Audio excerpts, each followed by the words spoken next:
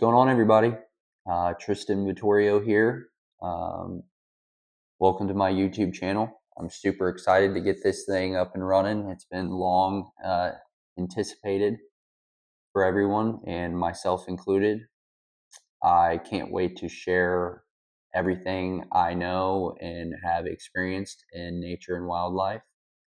If you guys enjoy it, I'd appreciate a like, comment, and go ahead and subscribe. Let's start out with a little introduction about myself. I am 28 years old. I'm based out of Indiana. I'm married to my beautiful wife. I have 2 dogs, and we live a very happy life. We all enjoy going on hikes and being out in nature, which kind of makes sense, right? So, you guys, I had on my social media. Let's start with my Instagram is Vittorio Visuals with a Z at the end of Visuals, and my Facebook is Tristan Vittorio.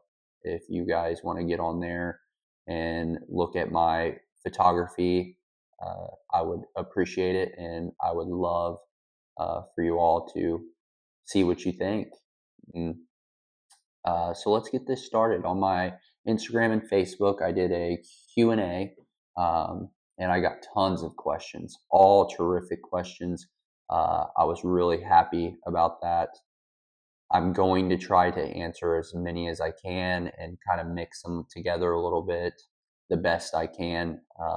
If I missed any, I'm sorry, but so yeah, let's see what we have here. So we're going to start with the easiest one here. What led me into photography and the nature side of things? So about 7, 8 years ago, I decided I wanted a camera for Christmas, and I didn't really know where to begin with that. I just wanted to take pictures, so I was just lost. I knew I had an eye for things, so I just wanted to see what I could do with it.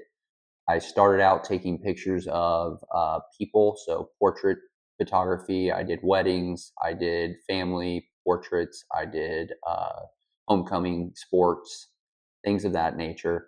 And nothing in that process really stuck out to me. Like, this isn't what I wanted to get in photography for. I know some people enjoy that side of it. Me, it just wasn't clicking. So I knew since a young child I enjoyed nature and wildlife. I loved being outdoors. I've always been an outdoorsman. Um, so I started going on hikes and I started taking my camera. I would take pictures of flowers and landscape and leaves, you name it. I just was practicing, and I loved it all. And I knew right away this is what I got into photography for. So I decided at that point that I was going to try to photograph wildlife. I had been following people that were very, very talented at it, and I adored it. I loved it. So I upped my equipment and I started shooting wildlife. Uh, it took lots of practice to even get remotely close to where I'm at now, and I'm still not perfect. I don't think anyone can say they're a perfect photographer. I don't think that exists, but there are some great, great photographers. So yeah, that's what got me into it, and I have just fallen in love with it. It has helped me tremendously, mentally, physically, and it just has brought me so much peace. And I think in life, that's all you can ask for, especially outside of a 40-hour work week, which I do work a 40-hour work week. I am not a full-time photographer as much as I wish I was. Uh, I feel like sometimes in Indiana, that's not really realistic. Not saying that you can't be, but if you're a photographer, a wildlife photographer, you know what I'm saying. So let's go into the next question here. What is my favorite animal I would like to catch a photo of? So that one would be easy for me. It would be a wolf or a pack of wolves. I have always had a thing for wolves. I love uh, the way they hunt. I love the way they are in a group. I love the way they communicate. I love everything about wolves. So if I could photograph a wolf, I would be over the moon, or even see a wild wolf. Another one would probably be a lynx. I think the lynx cat is super, super cool. Uh, big cat, has a really cool habitat. So, um, my dream location to photograph ties into wolves. So I would love to go to the Tetons or Yellowstone. It's still on my list. Me and my wife have been talking about going there for a couple years. Hopefully, we can do that soon. I would love to photograph the Tetons and the wildlife it brings, as well as Yellowstone, the diverse habitat and wildlife. My biggest miss as a photographer. This is a very fun, interesting question. So, because I have a lot of miss shots. So, you guys all get to see on social media all the shots that I am successful with. Not all the shots are time it takes that I miss or have to give up for those shots. So, I spend, when I go out, probably about 8 hours, depending on the time of day. I'm usually a morning or evening because I like the lighting then photographer, especially with wildlife. You don't usually see a lot of wildlife in the middle of the day, just because they're usually a little more chilled out. And so my biggest miss is I was going to a wildlife refuge a couple years ago, and I had my camera in the back seat. Red flag number one as a photographer. Why did I not have my camera ready or out the window, or as, because I will use my car as a blind. So yeah, red flag. And I am driving on this gravel road, and this wildlife refuge is a wetland. So it's got pools of water everywhere and marshes. And we're driving, and out of nowhere, I see these black little charcoal colored chicks run across the road. And I'm like, those are Virginia rail babies. If you don't know what a Virginia rail is, it is a very, very shy marsh bird. Very beautiful. I have had the chance to photograph adults, but to see a mom and her chicks trailing was awesome. Not so awesome that I did not get the photograph. Would it have been hard to photograph? Yes, but could I have gotten the photograph? Absolutely. That was one of those I was pretty bummed out with myself. And ever since then, wherever I go, my camera is ready. Uh, have I ever forgot my battery and SD card? As a photographer, I don't care who you are, you can photograph anything. We've all done this. Yes, I have literally drove all the way to the north side of Indiana, 2 hours away, and forgot a battery and SD card. And you're probably asking, well, Tristan, don't you carry a camera bag? I do on occasion. So I shoot a prime lens, and yes, I know there's bags for prime lenses, but prime lenses are very big. I shoot a Canon 500 millimeter, and I typically don't carry a bag when I just am going to be in the car, because a lot of places I go, I photograph from my car. So I don't feel the need to bring a bag. And that day, for whatever reason, I just did not bring a bag and did not bring everything you need to photograph. So that's another miss. So don't do that. And I'm sure we've all been there. So yeah, on to something more positive. What helped me learn how to photograph with my very first camera? So I tell everyone that's starting out with a camera, I have probably said this to so many starter uh, photographers.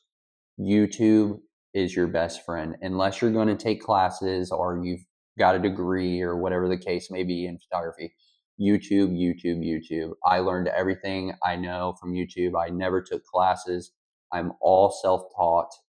Uh, and the big thing is learn your camera. These cameras these days are very complex, and it's hard to know everything it can do, because there's things that it can do that might benefit you that you don't know it can do that. So, and I'm still learning my camera. So I'm just as guilty of this.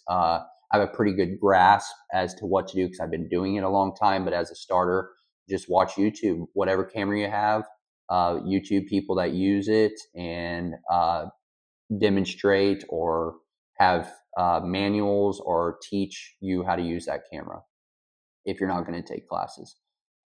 Getting into photography can be difficult because it's a lot of what's this do, what's that do. It can be overwhelming. It's very hard for anyone just to pick up a camera and be a good photographer. So just keep that in mind. Once again, YouTube is your best friend, in my opinion. So how has photography helped me mentally? As you guys know from my social media, I am a big advocate of mental health and promoting mental health. I think it's a key in today's society to find something that you love to do outside your normal routine. Don't get caught in the everyday things and forget to do what you love. Life is too short. I have always struggled with mental health, but since I've gotten into photography, it has helped me tremendously. It gives me something to go out and do, look forward to, relax, take the pressure off of whatever's going on in the outside world. It just there's nothing better to me than being in the middle of the woods uh, and having absolutely nothing and no one around you except for maybe wildlife and just decompressing. Uh, I love this question. This is one of my favorite questions. How can I help with conservation? I think the biggest things for me to help with conservation is to, and people don't realize this, please stop using chemicals, especially rodenticide to kill rodents. A lot of these mammals and birds of prey really rely on that food source. And when you bleh, when you ingest chemicals into the rodents and an owl or a bird of prey or a fox or coyote, whatever it may be, it's that rodent, it can kill them and make them very sick. The next one is to plant native wildflowers. It's healthy for the ecosystem. It invites birds, it invites healthy insects, it invites pollinators. That's a big one. Another one that people don't really think of, and this is the bird nerd in me, is at night, use night friendly lights. Like 80% or more, I believe it's about 80% of birds migrate through the night. And when there's bright lights and light pollution, it really messes with their migration pattern in the middle of the night. You see a lot of window strikes. They go off their migration pattern. It just is really bad for them. So yeah, that's something that most people miss that I think would be really important. Um, and I know some of that is inevitable, especially, buildings downtown and stuff, which is actually where you see a lot of window strikes, where a bird just loses sight or sees itself or whatever it may be, and they hit a window and they die, unfortunately, or are very concussed and do not make it. So just something to keep in mind. My favorite shoot. This is interesting because I've had a lot of great experiences in the wild. Um, and the thing is I love all of them. I love just being able to get a great photograph of anything is terrific. I am very humbled by that. But my absolute favorite is I love going to the Smoky Mountains. I went like 3 or 4 times last year, and I will be going again in June to photograph black bears. Last year, I had the opportunity. It was just me right before sunset. A mama bear and her 3 cubs came out, and the cubs were playing in the trees and biting the leaves, and mom was just foraging around the tree.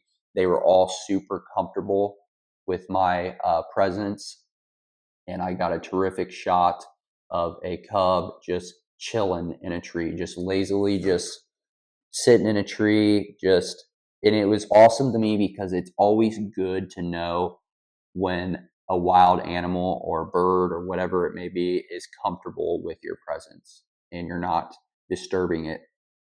So that was really awesome. Uh, my hardest shoot, this is the same person, favorite and hardest shoot. My hardest is always shooting. I love photographing weasels. And a lot of people are like, weasels, is that a ferret or no? So like a river otter or a mink.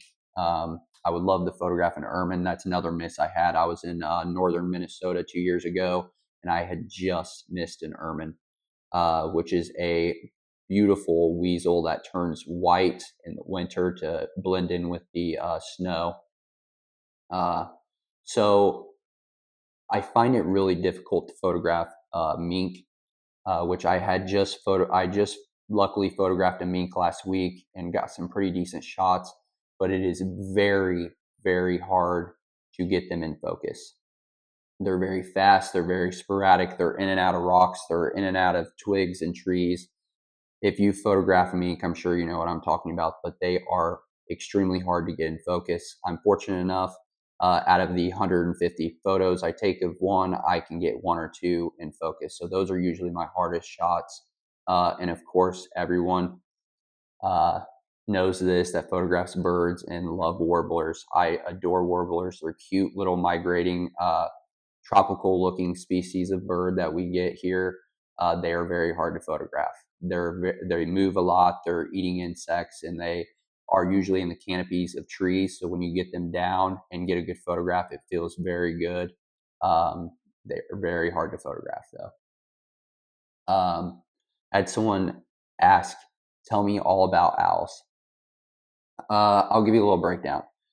Me myself, I that's my favorite bird of prey. If you follow me on any social media, you know I love owls. Owls are terrific hunters. They hunt by sight and hearing. Their hearing is terrific.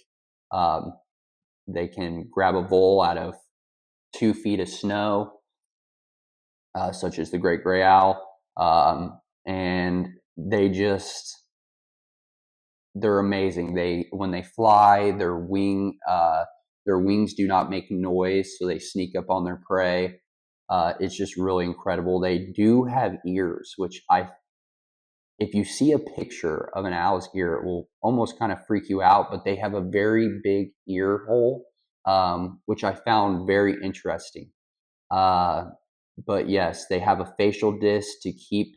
So a lot of owls have this circle facial disc, and it helps like ultrasonic sound bounce around so they can hear better, especially in wind and underneath snow and stuff, which is really, really cool. And a lot of people miss that. Um, so I won't go too deep into it, or we'll be here all day. We'll go out one day in the field, and hopefully I can, so you guys can see behind a lens, and I have an owl. I love going out and photographing owls. Um, Obviously, they're very hard. They camouflage. I don't want to bother them all the time. So, but they are one of my favorites. So, uh, have I noticed a decline in species due to loss of habitat by people? Short answer, yes. As you know, and if you don't know, newsflash, humans are the most destructive species on Earth. Uh, and a lot of it is we don't even know we're doing it. Some of it is we don't care. But with the amount of population, and I'm sure everyone is seeing this, there are suburban neighborhoods going up everywhere. They're tearing down plots of woods. They're taking land, and a lot of this is affecting wildlife, yes. On the more positive side of things, I have literally seen owls and other birds of prey, and I'm sure mammals, actually, I know mammals, be successful in areas of destruction. So it's like they are adjusting to loss of habitat, which is obviously kind of sad, but they are still successful. I have watched 3 or 4 great horned owl nests in suburban neighborhoods or on a construction site where you would think it would be very disturbing, but they make it out okay. As I said, they are great hunters and they make it work. Um, but yes, that is the sad part about uh, loving wildlife and photographing wildlife is the amount of destruction I see, and it is all us. It really opens your eyes to um, we are, I don't want to say ruining the planet, but we are very, very destructive, which is sad. And some of us um, see it on that side, some of us don't. So, yeah, it was a great turnout on questions. I appreciate all of you listening. Once again, if you enjoyed this video, subscribe, like, comment. I hope to have more coming. I want to get out in the field and show you guys what's behind the lens, and I'm super stoked for that. So thank you guys. Love you. Bye.